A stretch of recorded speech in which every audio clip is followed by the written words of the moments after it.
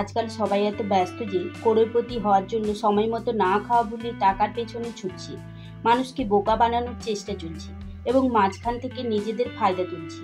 তাই আমি সবাইকে বলছি, মিথ্যে চক্করের ফাঁদে পা না দিয়ে নিজেদের শরীরের দিকে খেয়াল রাখুন।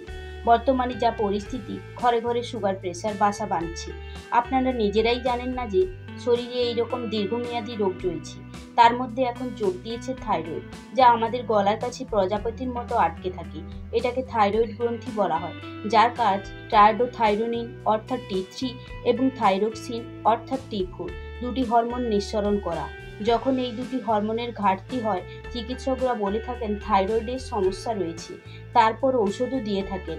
অপরদিকে যখন অতিরিক্ত হরমোন নিঃসরণ হয়, তখন হাইপোথাইরয়েডিজম বলা হয়, অর্থাৎ আপনার শরীরে আয়োডিনের ঘাটতি হলে থাইরয়েডের সমস্যা হয়।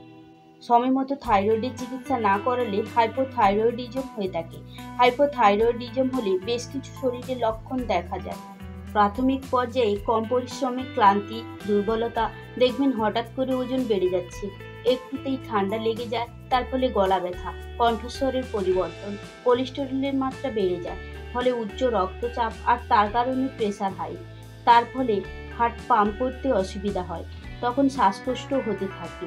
মহিলাদের ক্ষেত্রে অনিয়মিত পিরিয়ডস, পেশিতে ব্যথা, চুল পড়া, মানসিক ব্যাধি, স্মৃতিশক্তি কমে যায়, এছাড়া গলগণ্ডও হতে পারে। এই সমস্যাগুলো যদি আপনার মধ্যে থেকে থাকে, তাহলে অবশ্যই চিকিৎসকের পরামর্শ নেবেন।